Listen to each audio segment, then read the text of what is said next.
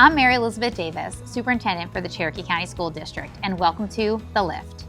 Now, this is an environment that's been designed in order to lift up the work of the Board of Education and explicitly identify how their important actions lead to alignment in every classroom across the district. So let's get started. At this time, I would like to call to order the February 13th, 2025 meeting of the Cherokee County School Board. The February 2025 board meeting had three areas that I'd like to focus on: instructional materials for our teachers and our students, the preparation for the FY26 budget, and the appointment of a new board member to represent District 3. So let's get started on that first thing, instructional materials. This is a reflection of the board's laser focus on ensuring that we have a cohesive system of teaching and learning in Cherokee County. It starts with clear standards that will be customized in CCSD so that there is rigor and consistency of instruction across our schools. But it's coupled with instructional resources that ensure our teachers have an adequate toolbox at their fingertips to teach their standards, and so that our students have resources in their hands both in school and beyond.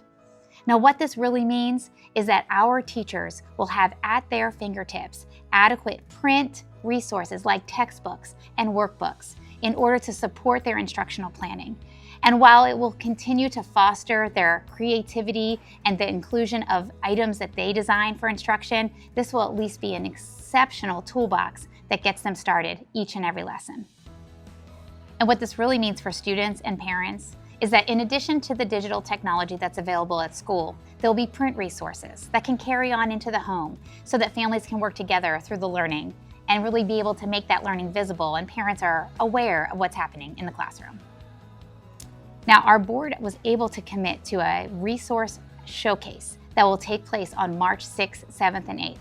This showcase is designed for every single one of our teachers in math and English language arts, along with parents and community members, to actually see the materials, to put your fingers and leaf through the materials, and to provide very valuable feedback into the selection process.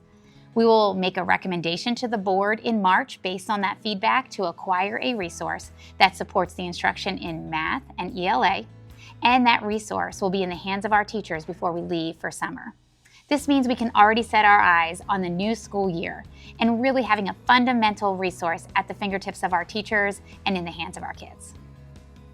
A second key item in the board meeting in February of 2025 was the development of the FY26 budget, which was coupled with the reality that the Board of Education had to make a decision around a complex matter that was authorized through HB 581 and a constitutional amendment on the November ballot.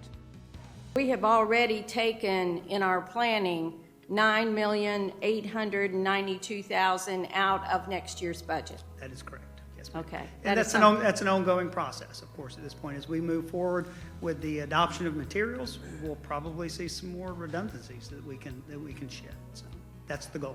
Thank you, and that's exactly what we had asked for, and the superintendent has been directing everybody to clean out every closet. Yes, ma'am. So, absolutely. Thank you. HB 581 was legislation that developed in last year's legislative season and found its way on the ballot in November as a constitutional amendment to apply a floating homestead exemption across all taxing authorities in the state of Georgia. I know this is a tough decision, and this is a tough decision on all of us, but I was elected to do what's best for kids. I was fortunate that my boys grew up in this system and had an amazing school system and amazing education. And we need to do the same for the other kids that are here because the parents are counting on us and the students are counting on us. So my goal is to do always what's best for kids to get so that they get the best education they can possibly have. Included in the provision was the opportunity to opt out after a full assessment of the impact of applying the floating homestead exemption was considered. It really required the board to examine how all of the exemptions work together in order to provide a long-term stable funding scenario so that the quality of education is never compromised in Cherokee County.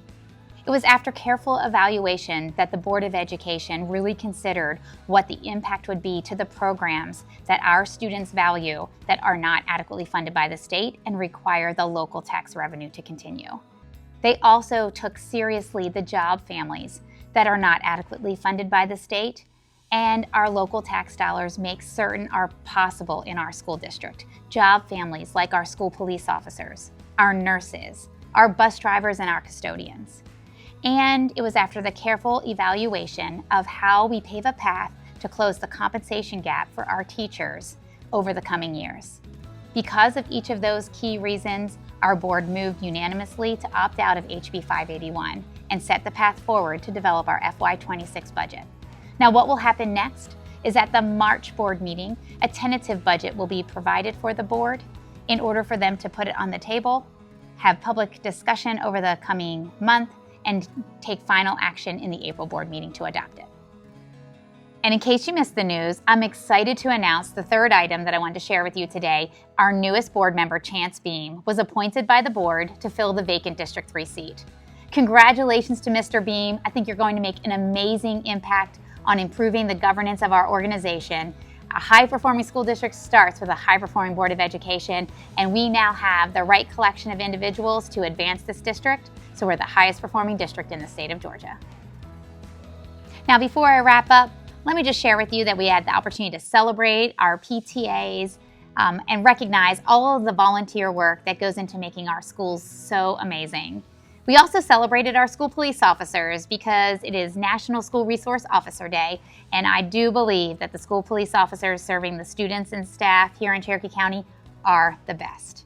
Now, I hope you've enjoyed this small recap of the board meeting for February 2025. If you have any interest in seeing the full version, please visit our district website where you can actually review the entire meeting. I'd like to invite you to stay connected with us through all of our social media platforms and our district website. I've enjoyed my time with you today. I look forward to seeing you next time.